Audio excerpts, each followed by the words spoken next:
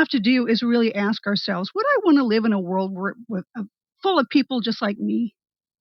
And of course, none of us are perfect. And the first thing we think about is what there is about ourselves that we don't like.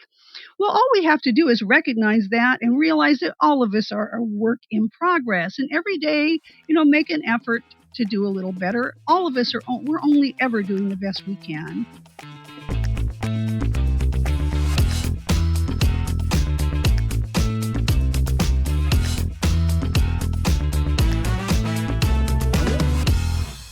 Welcome back.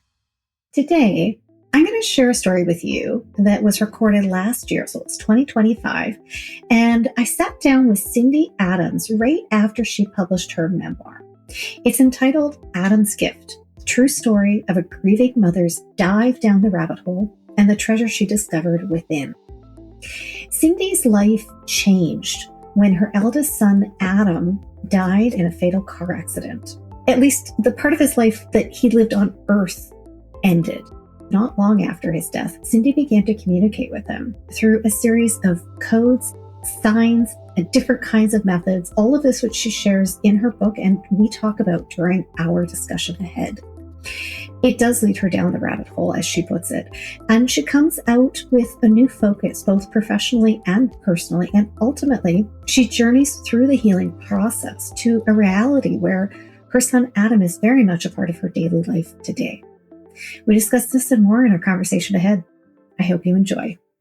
Welcome to the AudioLife Podcast, where we tell your story in your words. I'm your host today, Carrie Purcell, founder and CEO at AudioLife Memoirs, and today I'm joined with Cindy Adams. Now, Cindy, our conversation has been a long time in the making, and I'm so glad to be sitting in our virtual studio with you today. You have a story to share that's unlike anything I have experienced, and it's a story that you do share in your recent memoir, Adam's Gift, which I'm going to just show the cover for those of you joining on our YouTube channel. Now, this is a story that is honest and vulnerable and powerful, and for many, it will leave many questions. As you write in your epilogue, so I'm just going to quote this line here. It's a brief sentence, but it was important to me at the end of the book. It says, "Our book will initiate conversations that lead to understanding." And it's with that mission that I want us to take forward our conversation today. So, Cindy, thank you so much for joining us to share your story with our listeners and to indulge me with the many questions I'm going to ask you ahead. Thank you so much for having me. No, it's wonderful.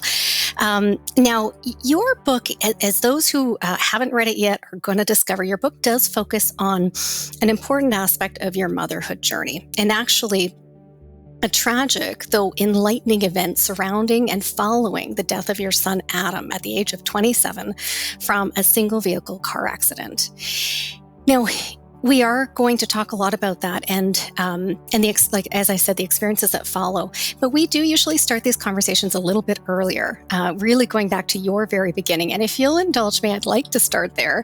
I usually ask this question or a very similar question at the beginning of these conversations.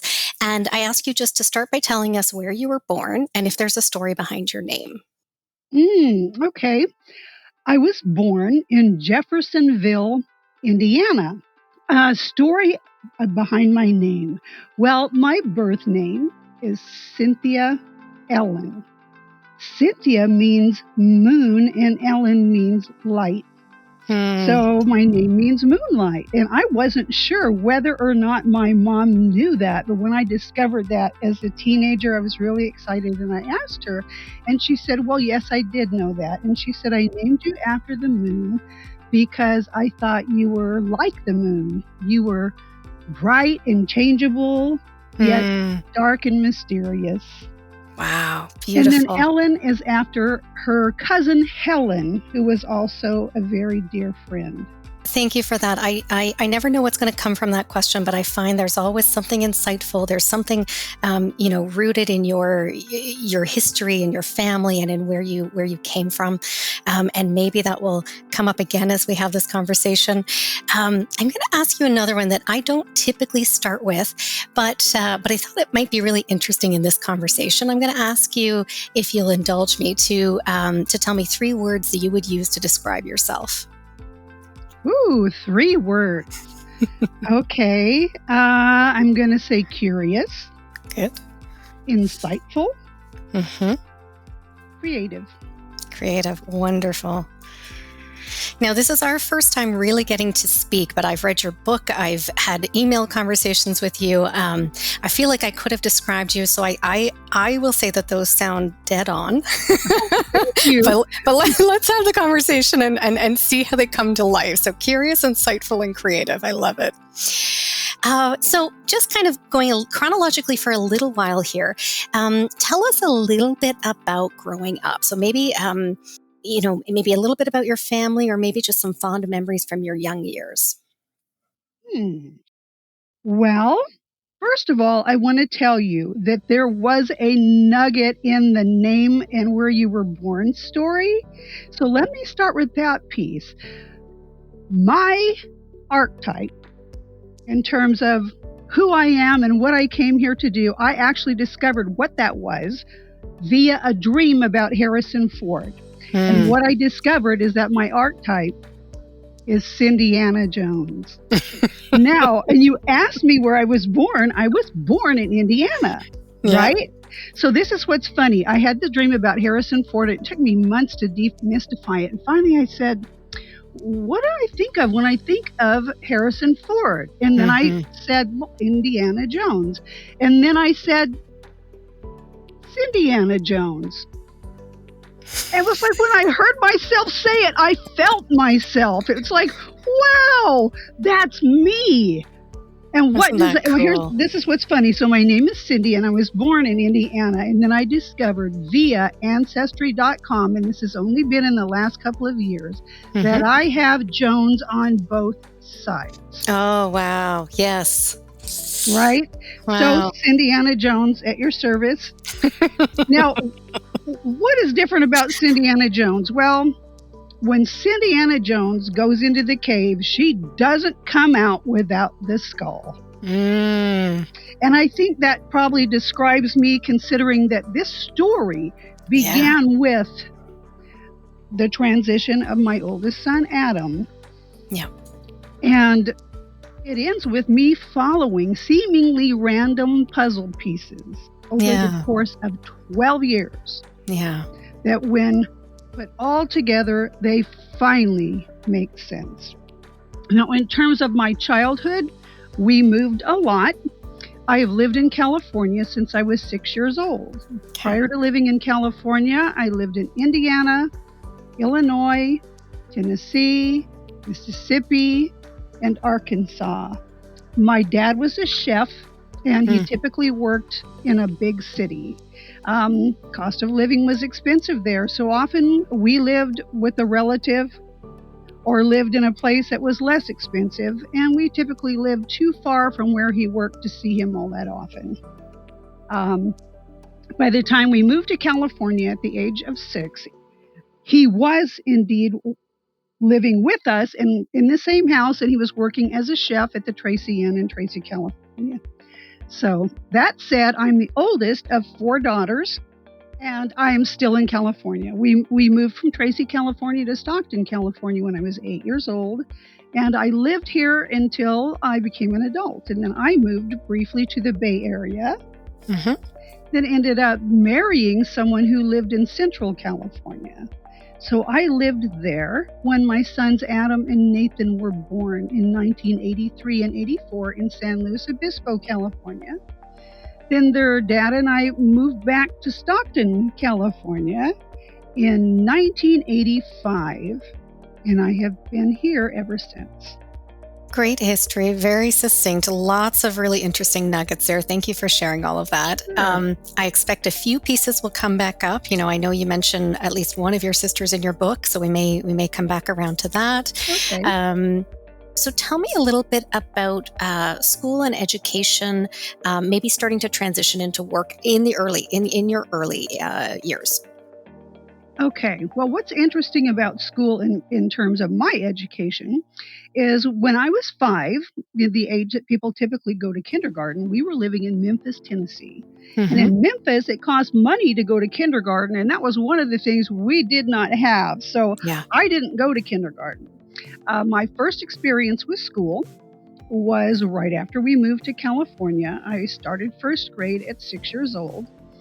I was hungry for knowledge, thirsty for information, and I had already been writing quite a bit by then. Anything I could find that would make a mark, a crayon, piece of chalk, I would write on the side of a box while I was telling myself a story. And of course, it made sense to me. I didn't realize that what I was writing was just curlicues, and it wasn't even exactly letters.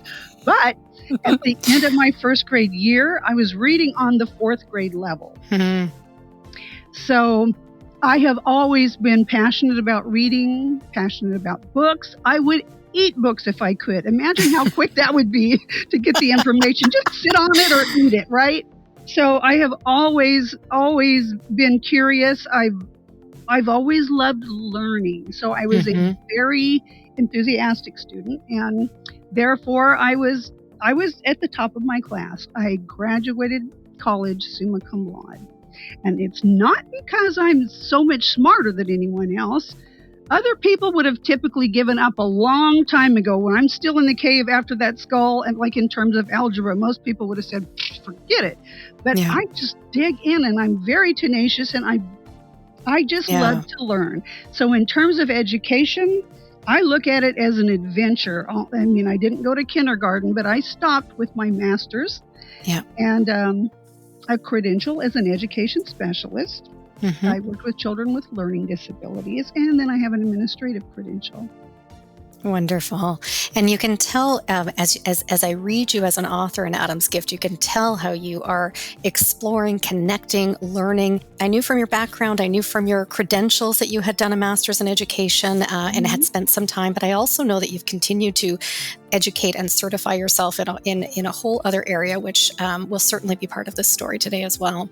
You know what? Let's get into motherhood. Let's talk a little bit about what your experience was like, you know, as a mother early on, raising your boys. So you mentioned your two sons already. Well, the first thing I want to say is that I did not have any brothers. As the oldest of four girls, I didn't have any brothers. Their dad didn't have any brothers. So we were just like, oh, well, let's just see what boys are like. They were so bright and fun and curious. It was like I was just fascinated by them from the time they took their first breath. Adam and Nathan were both very bright, very intelligent, very curious. They were very close together in age. They're only 17 months and 1 day apart. They're both different, but Adam was especially divergent as a child. They were both interested in animals. They were both very good artists. Nathan is still a good artist, but it's not typical for a 5-year-old to be able to say, draw a shark swimming right at you. And he knows just what part of the face would show, what little piece of the back, and just what tip of the tail would show. Adam could draw in perspective. Yeah. And things they both built with blocks, with Legos. They were both incredible little builders, considering that they just built what they could think of in their imagination. But one of the things that Adam would do is somehow he would manage to create these very elaborate tops on these very tall structures that he later described as churches. And somehow, let's say he would take two triangular tips where the tips would come together, and then there's a whole big heavy thing on top of it, and all of it's balanced with these two tips coming together. Okay? So it was just like, how did you even do that, right? Yeah. Here's an example. In kindergarten, I went to pick Adam up one day, and his teacher says, I have a funny story to tell you. I'll be right back. Runs into the room and comes back with this sheet of paper. And she said, so I gave the kids a math sheet today, and she said there were 10 addition problems at the top, 10 subtraction problems at the bottom. She said, Adam was the first to finish. He brings it back up, and she said, I looked at it, and he had added all 20 problems. And I said, Adam, come here. She says, pay attention to the signs and go back and correct your paper.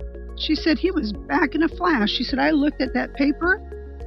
He crossed all the minus signs. He just turned them into addition signs. I had a feeling it was going there. Yes. Yeah. So this is the personality we're dealing with. So let's just say Adam and Nathan, it was an adventure being their mother. Yeah. They're both very intelligent, very creative, and just fun. That's wonderful. To this day, Nathan is still a wonderful artist. Yeah. And I don't know if it's, too early to mention that as we talk about Adam and the experience that you've had with him, your relationship with him has changed. So Adam is still going to be in our conversation in the present in a different relationship. And so right. I just want to note that and that will become clearer as we discuss this whole story further. I know we're going to dig into so much in this conversation, and every time I start to ask a question, I think, am I jumping too far ahead? Are we gonna? And I know it's just going to naturally evolve, but that's my hesitation. So I want to grab all the pieces in the right order, but I think that will come. Let me just say, yeah, in terms of the very nature of this conversation, we are quite comfortable going back and forth in time. Yes. Thank you. Well put. Excellent. Yeah. Okay. So I think I'm going to ask probably a pretty hefty question right here, but I also know that you are articulate. You've told this story and you'll have a nice segue for us. I want to ask you, how have your beliefs changed over time or evolved? Let me say evolved over time. Well, the first thing I'm going to tell you is I am not afraid of death. Yeah. I have an entirely different perspective, not only on death, but why I'm able to continue communicating with Adam. First of all, we're energy beings. Yeah. Everything is energy. Energy can't be created and it can't be destroyed. It simply changes forms. Yeah.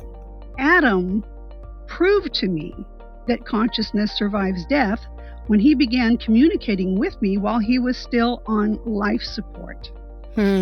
Now, in chapter 15, Be the Change, we talk about international best-selling author Bruce Lipton's work, specifically the biology of belief. I had the opportunity to meet with Bruce in Seattle in July, the month after the book was published. I was excited to give him an autographed copy of the book and to let him know that his work is featured in chapter 15. He was very honored. He signed my copy of Adam's Gift, and he said to me, "Thank you for your work. For your work will advance the evolution of humankind in terms of helping people as a cellular biologist understand that there really is no such thing as death." So when I told Bruce that Adam began communicating with me while he was still on life support, Bruce says to me, "Can I share a little interesting insight?" And I said, "Sure." He said, when an embryo is implanted in the mother's womb, it takes up residence there. The entire identity of that being is present in those cells, in the stem cells. And he said, from the womb, they move upward and they take up residence in the brain. So he said, you are sharing cells. Yeah. And he said, so your son is still communicating with you via downloading. And he said, mothers and their children are never separated because they're sharing cells. He says, that's why when something is going on with the child or something's happening to him, he says, a mother can feel it. He said, you're sharing cells. So you're not only never separated from your children, you're never separated from your mother. So a very tangible biological explanation for what you were experiencing. Yes. Super clear. Had you experienced, or in what ways had you experienced anything like this before Adam's transition? Because in the book, it feels like we are learning and experiencing a lot with you for the first time. Well, first of all, let me say that I always believed that death survived consciousness. I didn't have any tangible proof of it, but interestingly enough, I was always looking for it. For instance, we had a friend, a very dear friend of the family, who was terminally ill. She died shortly after Nathan was born. And we made an agreement that she would send me a sign from the other side. Her name was Rose, and she was going to send me a rose. Oh. So it was like I was already looking for this. Well, the funny thing is my sister Vicky knew about this and she just decided to help it along. And one day she came over and left me a box of Chinese almond cookies outside my front door with a rose on the top. So she kind of convoluted that particular issue. But right about the same time, I started reading about Edgar Cayce. Okay. I read a book called Many Mansions by Gina Sermonera. And then I was given a copy of Shirley MacLaine's Out on a Limb for my 28th birthday. And, once you start looking into these things, there's just no going back. And I'll tell you what changed for me. If you've read my book, one of the chapters is called Brother Long's Traveling Salvation Show.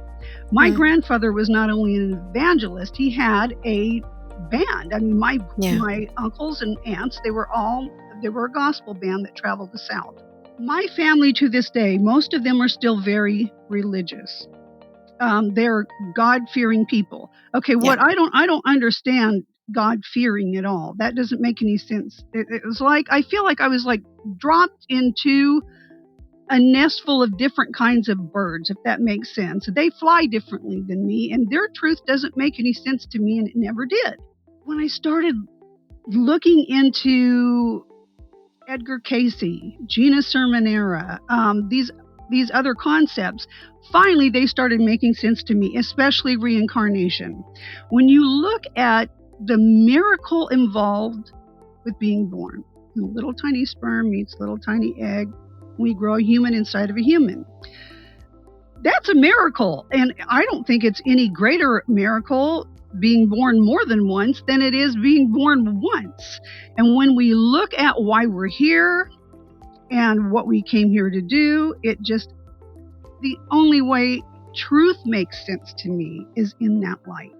So my curiosity about death and looking into it led me directly to reincarnation. And all of a sudden, things started making sense. And then when Adam began communicating with me when he was on life support, two things happened. First of all, Adam, he was a funny guy, and he just didn't like to take things too seriously. And he was trying to lighten the load.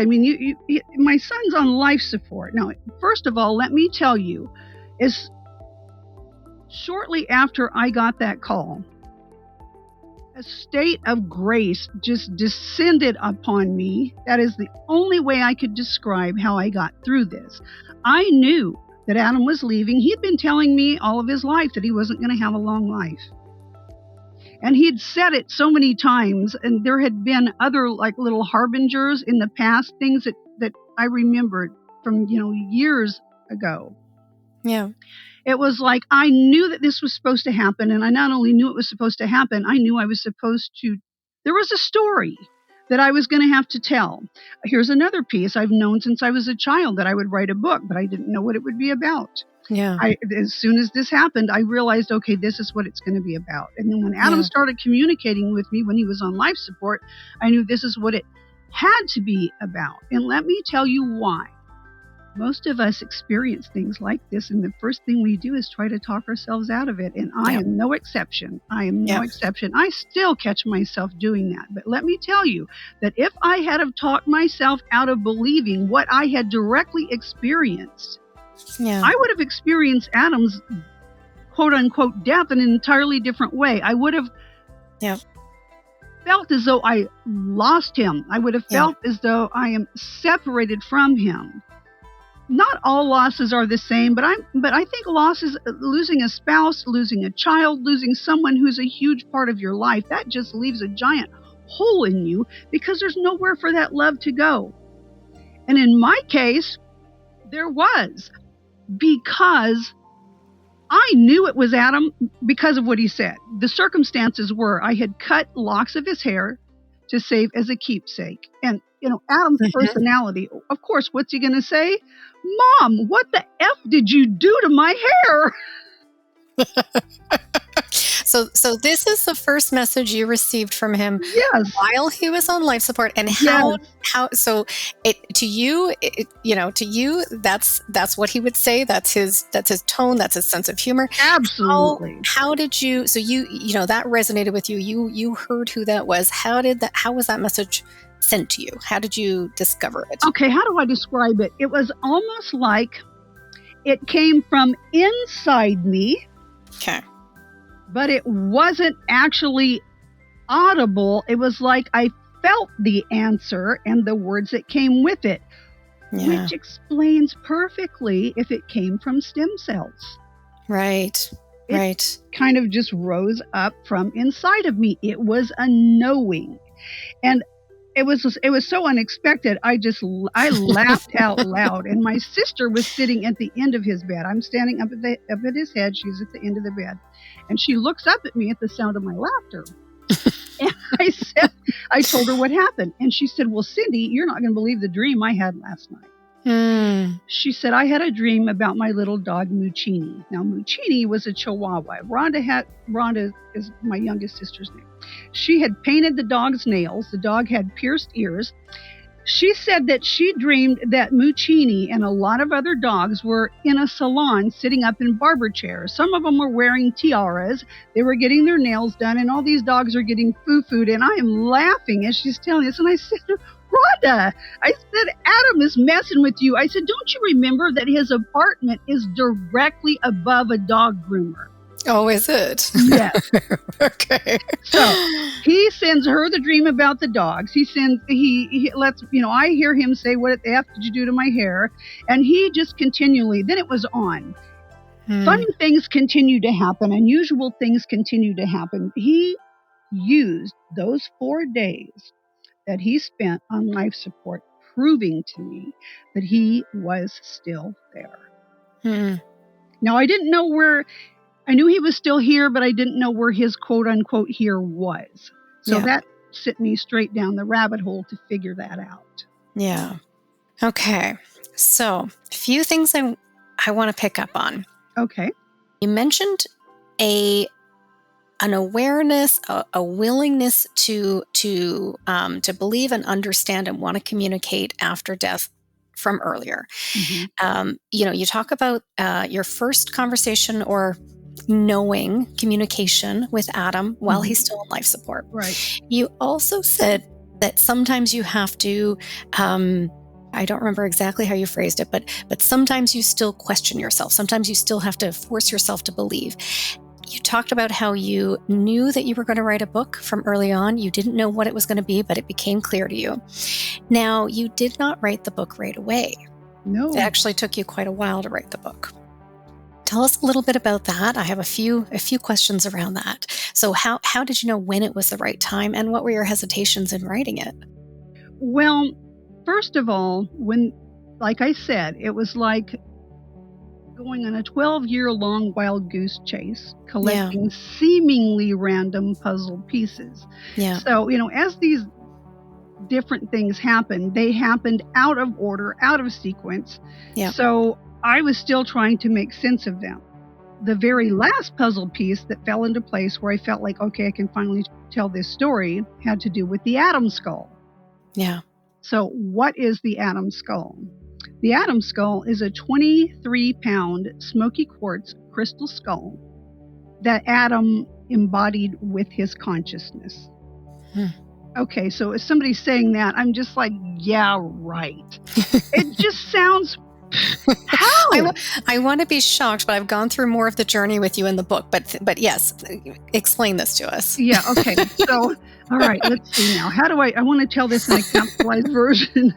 Okay, so Adam's transition occurred in January 2011. By May 2011, that state of grace that descended upon me that allowed me to do everything I had to do, take care of everyone else, it started to dissipate. And I was just I was in need of some trauma therapy myself. Yes. Yeah. So I did some research and I discovered breath work, circular breath work. And I found a circular breath work retreat in Mount Shasta, California. And it was being held the same week as the Wesak Festival. They hold it annually in May, closest to the full moon, to celebrate the birth of the Buddha. My husband and I are both interested in these kinds of things, so Greg and I both went up to Mount Shasta to attend the Wesak Festival. Greg was going to go home, and I was going to stay for the breathwork retreat. While we were at the festival, the keynote speaker was Carolyn Ford. She is the guardian of Einstein the Crystal Skull. He is a 33-pound crystal skull. Now, I don't know if you are familiar with the legend of the crystal skulls, but it goes like this. There are allegedly 13 crystal skulls that, when put all together, they each contain a piece of all the history of mankind, the history of the universe. And when all 13 of these skulls are put together, we'll know the answers to everything. Einstein, according to Carolyn, he entered the universe about 70,000 years ago as liquid light. And when something goes into one dimension from another, light has no mass. But when Einstein entered the third dimension, because the third dimension has mass, he crystallized into the shape of a crystal skull. She describes him as a master computer. So this is all fascinating. She's the keynote speaker, and I'm trying to follow what she's saying, but again, this is all brand new to me. It's not making a lot of sense. Though it was fascinating. When her keynote was over, I missed this part, but at the very end, I guess she announced that folks would be able to sign up to come in and meditate with Einstein the Crystal Skull. You can sit down and meditate with the skull. And I thought, oh, that's interesting. This is not something I would have ever signed up to do, because I'm still trying to get my head around how a rock can carry information, because I have no affinity with crystal skulls or any of this woo-woo stuff yet. I'm open-minded and curious, but it's all very different and new to me. Yeah. So we go back into the building, and I feel my husband's hand behind my back, and he's pushing me forward. And he said, "You're first." I said, "I'm first for what?" He said, "To meditate with Einstein, the Crystal Skull." And I turned and looked at him. I said, "I can't talk to a rock." And then I look over at this skull. Right then, Carolyn walks in between me and a table where she's going to have to go between two tables to get back into her booth area. Okay. And she leans down to plug in her cell phone. And just then, her little dog, Trudy, jumps over the cord. Trudy lands right in the middle of the cord. The cord goes down. Everything attached to it goes up. It pulls everything off the top of like two tables because it catches the end of a tablecloth. It was like a magician going like this. So basically, it was a cluster F, just. And I felt, the feeling you get in your stomach when you get a belly laugh, just a Sure. Okay, so I get this feeling, and my attention is directly drawn to this skull. And I look at this skull, and I look at Carolyn, and I said, "Is he like laughing right now?" And she says, "Oh yeah, he's laughing his ass off." And I said, "I can talk to this skull." And I sat down with Einstein, and it was like I don't know, our third eyes connected, but all of a sudden I just saw these images going through my mind. It was just amazing. I did not know what to make of the experience, but that's how I met Carolyn Ford. We became kind of friendly acquaintances. So they let us know when they were in the area, so we kind of kept in touch. We eventually bought a couple of smaller skulls from them. I have, say, a 4-pound amethyst. Her name is Eve. And then I have maybe a 3-pound golden citrine, and I named him Adam. Okay, so I have an Adam skull, and he's like 3 pounds. Okay, so fast forward several years later. Now it's 2018. This is 7 years later. I get a message from Carolyn. She said, "Cindy, are you around?" She says, "If you get this message, can you call me?" She said, the hairs on the back of my neck are standing on end, and I just have to tell you something." So I call her, and she said, "You're not going to believe what happened." And now for a word from our sponsors. Ready to share your stories and life philosophy? Or capture those of a parent or grandparent? Or maybe a corporate package is right for you to build connection across your workforce and add value to your clients. Visit audiolife.io today to learn more. Our listeners will get 10% off using discount code GIFT10 and order number AudioLife Podcast. AudioLife, where memories find their voice. She said, I had a client here looking at crystal skulls. She also sells crystal skulls. Basically what she does is when she receives a crystal skull, she'll meditate with the skull, discover its properties and its purpose, and sort of match it with its guardian, so to speak. Folks know that she does this. So folks interested in crystal skulls often contact Carolyn when they're in the market for a skull. So there's somebody over there and she's shopping for skulls, and her attention is drawn to this 23-pound smoky quartz crystal skull. And she says, tell me about this skull. And Carolyn said, I don't really know anything about this one. It's brand new. It just arrived in a barrel with a lot of other skulls. And she said, well, what's its name? And she says, well, let me ask him. And Carolyn said she asked the skull, what is your name? And she said, Cindy, it was almost like a genie jumping out of a bottle. She said, I had the impression of him just standing in front of me. And he said, I'm Adam. And she said, the hairs just stood up on my head. She said, I knew that it was your Adam. This is your son. Had she had any contact with him? No. Or just with you? No. And your husband, it sounds like. No. Okay. No, Okay. She never met Adam in life. And what's interesting is, I don't remember why we were in touch. We were talking about something else entirely, but she just happened to mention, she said, she goes, I don't know very much about your Adam. She just happened to think about that. And I said, well, if you're curious, we have adamsgift.net. And I just basically told her where she could find out about him, but I didn't share anything. I didn't share any more. But it's kind of interesting how Adam lays these little pieces into place. It's odd that it had occurred to her that she didn't know very much about him. And then it was just months later, all of a sudden this skull shows up and she contacts me. And of course she tells me the skull is there. And I'm having the hardest time getting my head around how this can even be. And I said, so Adam, why did you not embody your consciousness into the Adam skull I already have?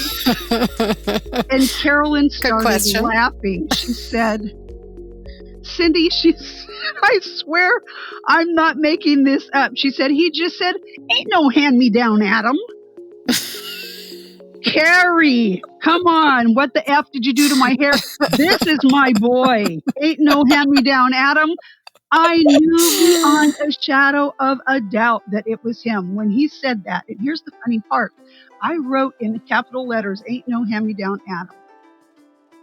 And Adam said, rearrange the letters. I'm like, what?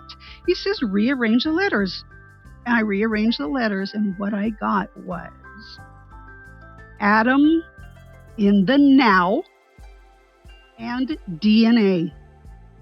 And the only two letters that were left were the letters OM, the sound, the primordial sound that created the universe. I dropped the spiritual mic.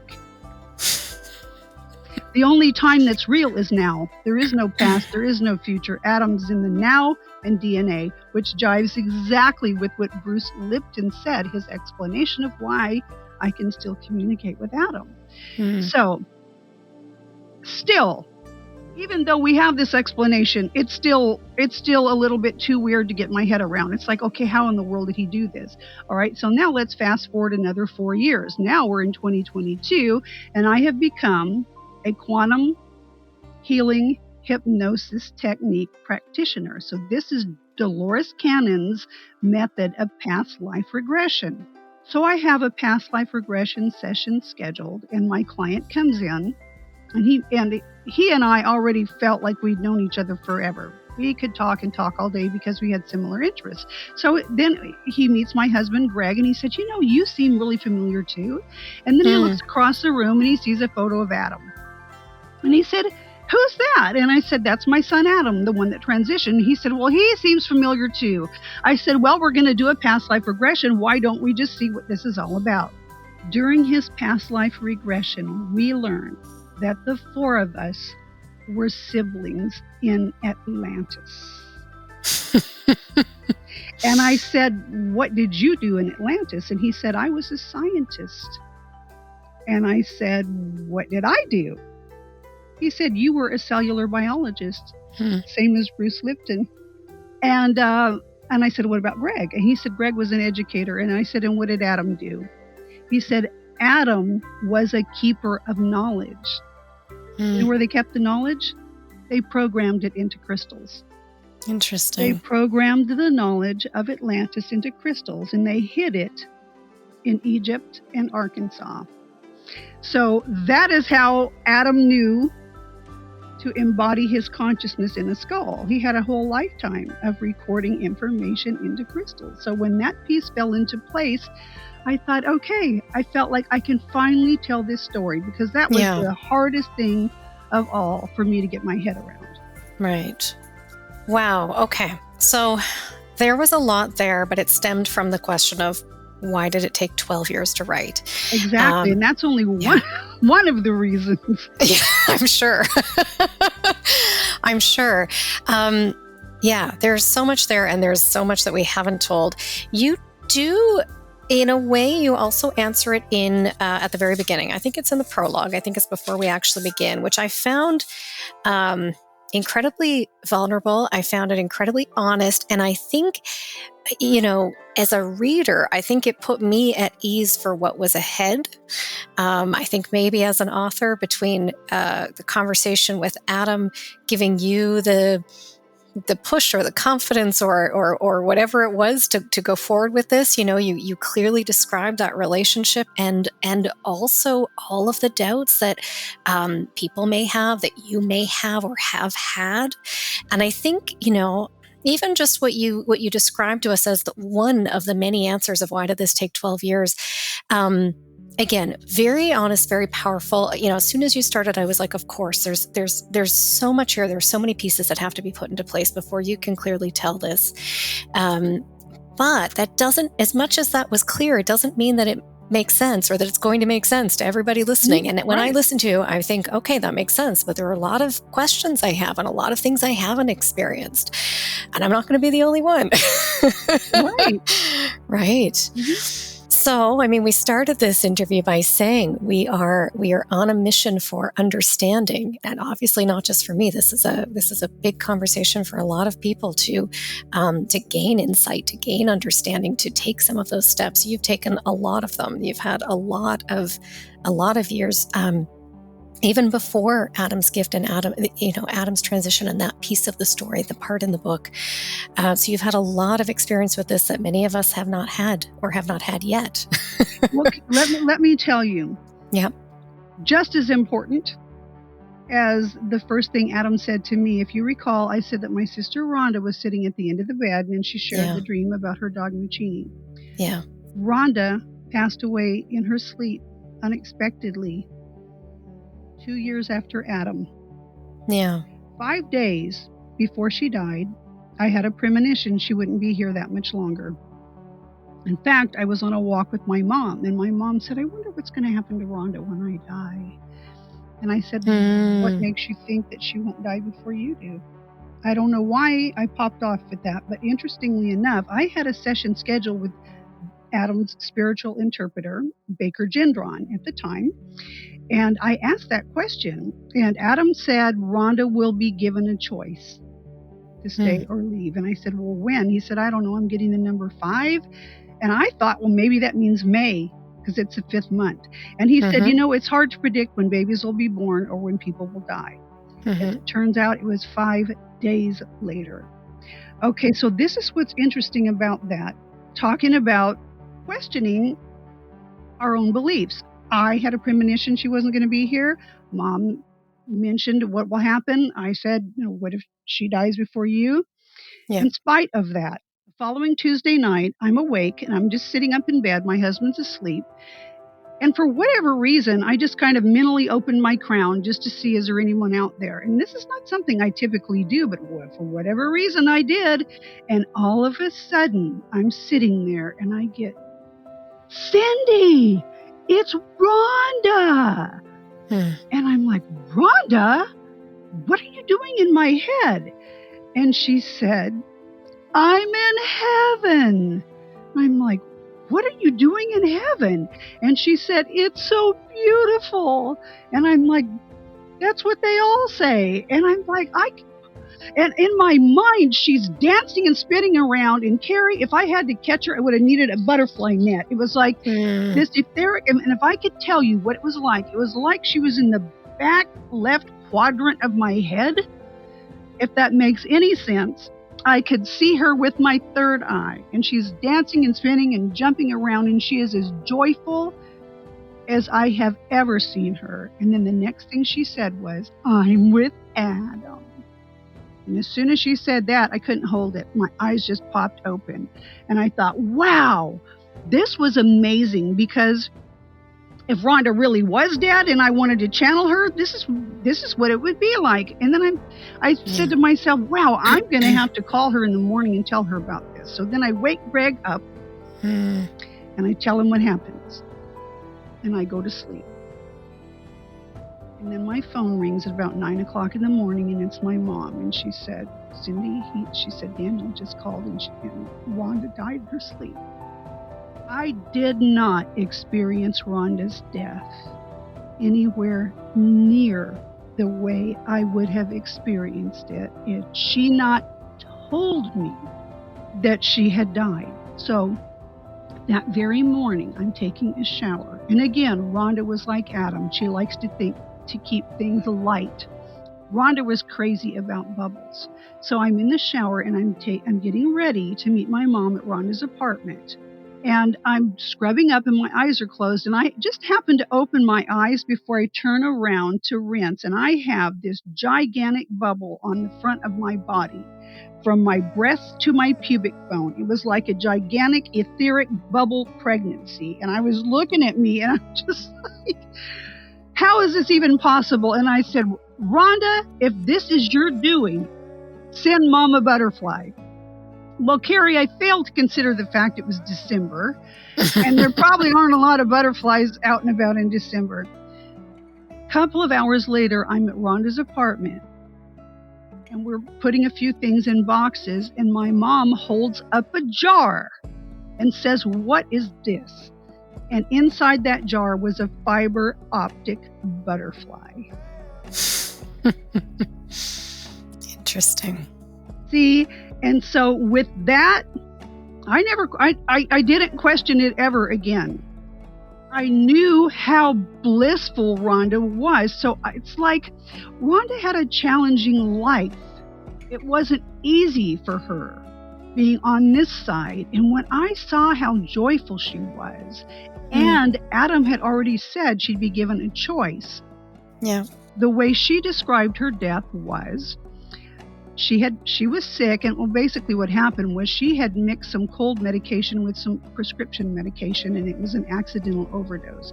But she said while she was sleeping, she became aware that she was above her body and that she could see herself below.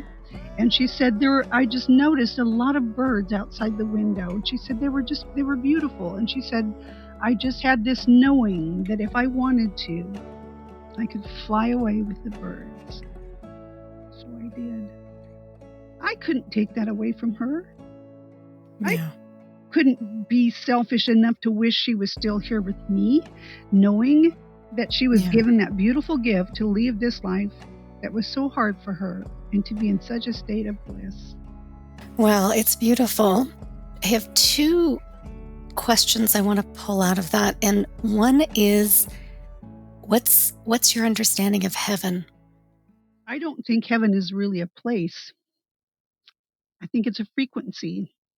You know, if everything is energy, I think of us as a radio station.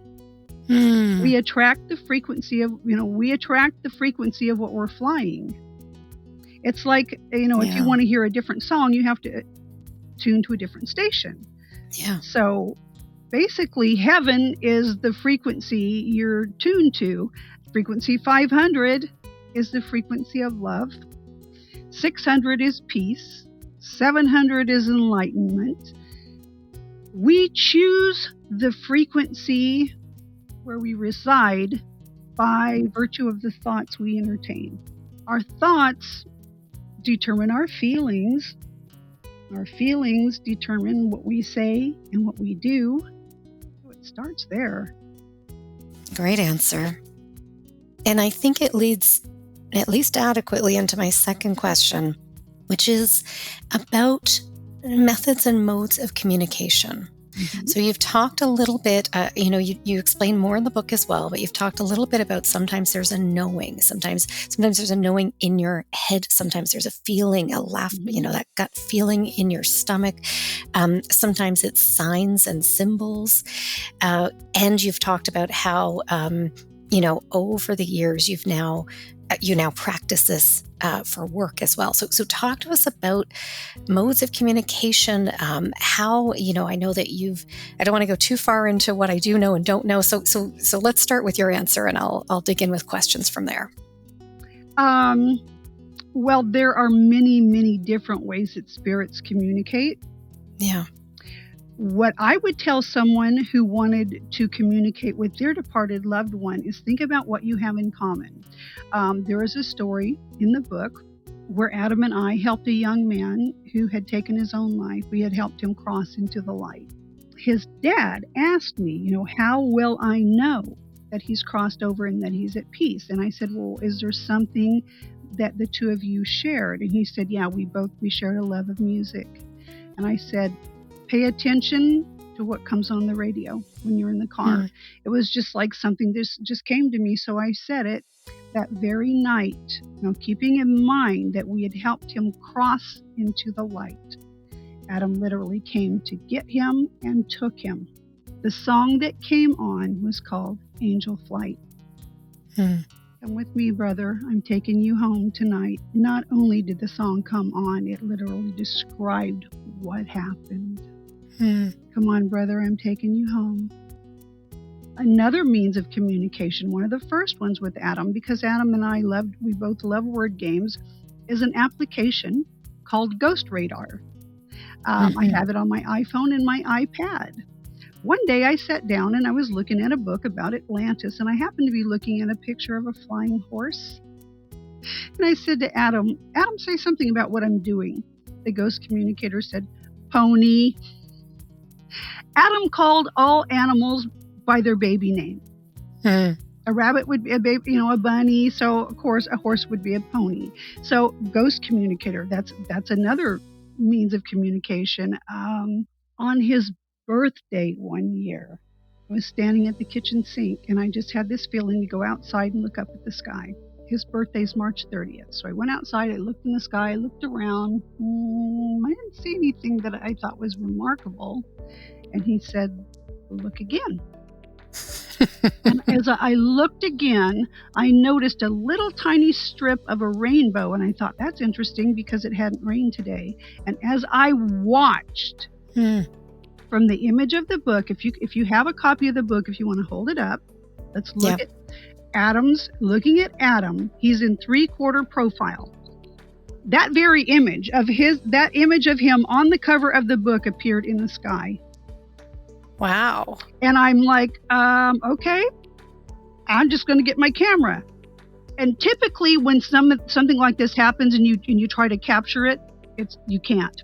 This time, of course. I did. Yeah. I was able to capture it. And interestingly enough, it's like most things like that where some people can see it and some people can't. But people who know him, who knew him when he was alive and know what he looks like, they can see it. And I mean, it's not like, you have to have known him to see it because you either see it or you don't. But it's really interesting how, for some of us, it's very clear. And here's another thing about the book. This story is pretty incredible. So if you've got any kind of proof, you need to share it. What I did was I included QR codes in the book that open to different kinds of media. It may be a photograph, it may be a recording, it may be a blog post, it may be a video, but there are artifacts included in the book to support the story. Yeah, which I really liked. I know it says here on the cover, it's a multidimensional multimedia experience. Yeah. And, I'm a book lover with a background in publishing and a couple of literature degrees, but I'm also a technologist. And I don't know how we can't evolve the experience of a print book to all of the many multimedia experiences that could support what we're reading. So before I actually received the physical book, I thought, that's interesting. What are we going to find here? Interesting, important, necessary. So I'm supportive of that. Well, I think my publisher might be just as surprised as you are, because they told me I couldn't include QR codes. Really? We can't do QR codes in a book. And I thought, well, a QR code is nothing but a JPEG. Image. So if you can put a photo in the book, you can put a QR code in a book. It's an image. I'm not quite sure they know they did. Okay. They may have published the first book of its kind and don't even know it.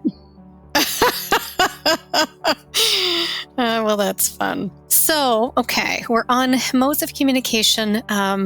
Like everything we've discussed so far, you've answered with clarity that gives clarity, that gives confidence. I'm curious about your getting to this point of clarity. So you have these different modes at your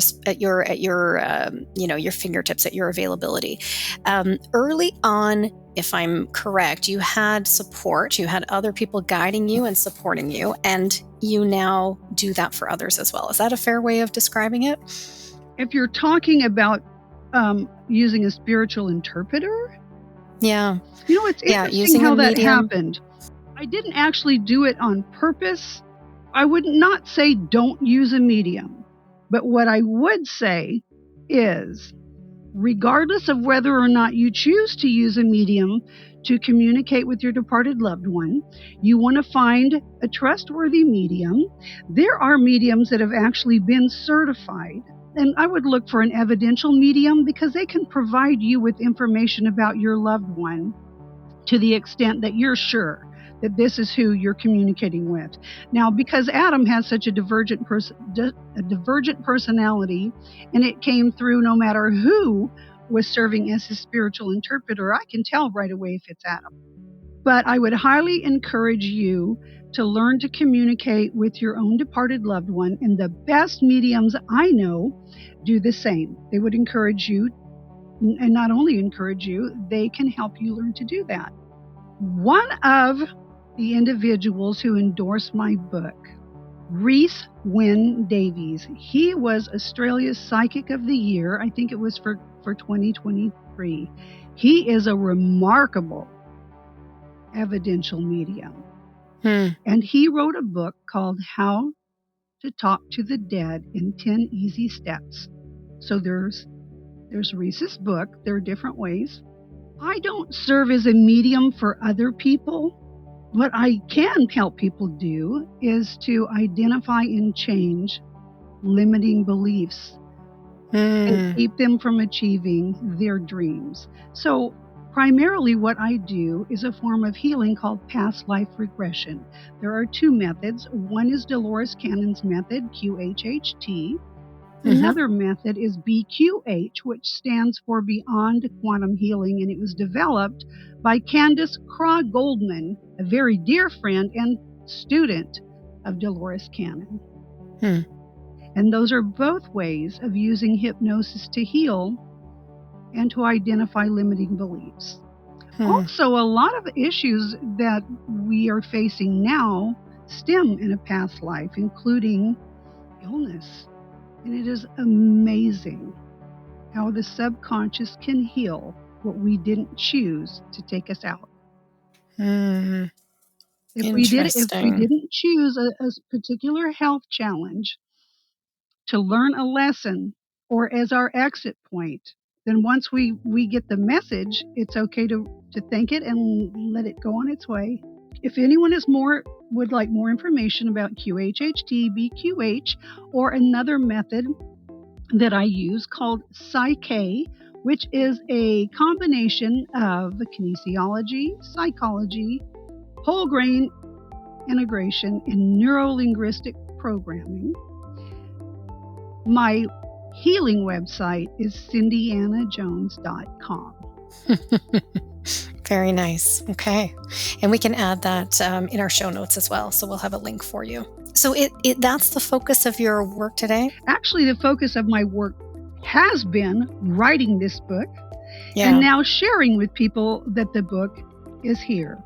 Yeah. And in terms of my work as a healer, I had not hung out a shingle. I got all the work that I needed, that I had just enough time to write the book, promote the book, do the work. And it's amazing how things just happen as they should be.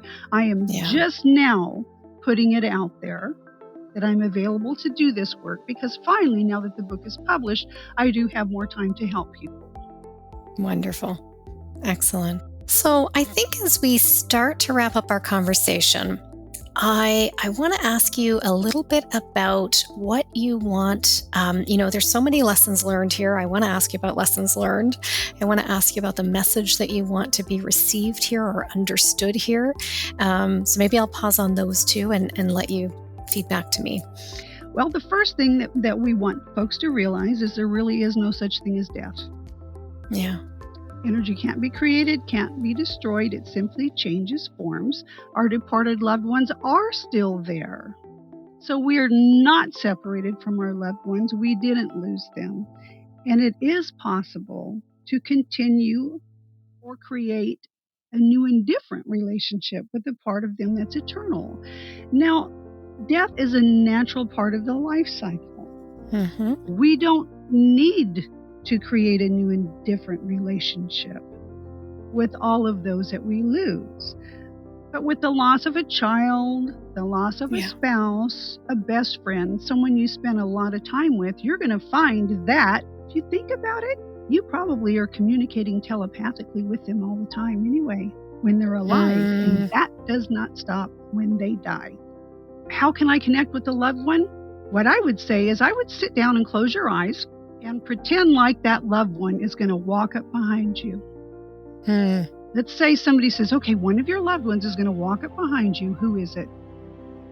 And I think what you'll find out that no matter who it is, we tend to have a certain feeling that goes with certain people. And when you get that feeling after they transition, that means that they're with you. They are there. They can hear you. And people will say, well, how do I know I'm not making it up? Well, you may not know it until all of a sudden they tell you something you didn't know. Yeah. Right? Very interesting. Mm-hmm. And another thing that we'd like folks to know. Well, I would just want to pause on your use of the word we. Is we, you, and Adam? Yes. Is we? Yes. Okay. Adam. You don't have to die to ascend to a higher level of consciousness.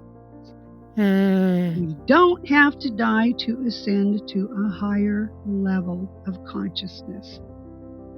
And when even one of us chooses to raise our own vibration, to raise our own frequency by virtue of the nature of our thoughts, choosing love over fear, being more compassionate, when even one of us raises our vibration, it raises the frequency of the entire planet. That's powerful. It's very powerful.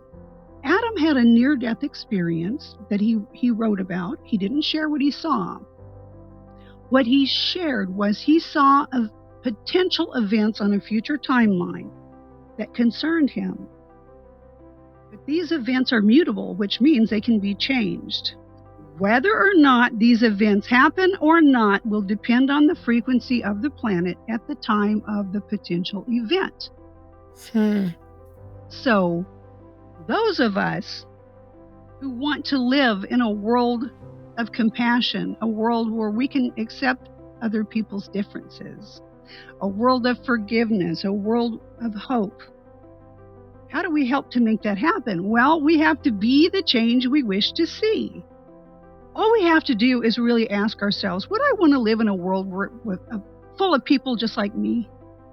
And of course, none of us are perfect. And the first thing we think about is what there is about ourselves that we don't like. Well, all we have to do is recognize that and realize that all of us are a work in progress. And every day, make an effort to do a little better. All of us we're only ever doing the best we can. And we need to be more understanding because you never know what somebody else is going through. Right? So yeah, we want folks to know that your departed loved ones are still here and that we can live in a world full of love and hope and kindness simply by choosing to be the change we wish to see and knowing that anytime any one of us makes that choice, we are literally raising the frequency of planet Earth. Let there be peace on Earth and let it begin. Beautifully put, and I really can't think of a better way to close our conversation for today. Thank you. I can't thank you enough for your time, for your honesty, for your openness, for sharing your experience, for the lessons and the advice. I could continue talking to you for much longer. There's so much more that but you've been very clear and succinct in everything that you've shared with us, and I just want to thank you for that. I am honored to have been invited. Thank you so much, Carrie, for giving Adam and I the opportunity to share our story with your listeners. It's been an honor on my side and a pleasure to really be able to dig in and understand and see and hear and come to this with openness and a platform that's going to reach a lot of other people.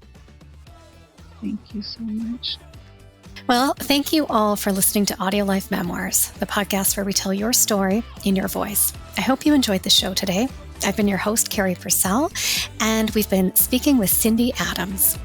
If you like what you heard, please review and rate the show, and we'll be back in a couple of weeks with another incredible memoir. If you like what you heard today, consider recording your own AudioLife private podcast or giving one to a loved one for a unique and memorable gift.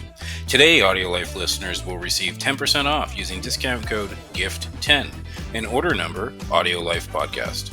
Also, remember to rate our show and subscribe so you'll never miss an episode.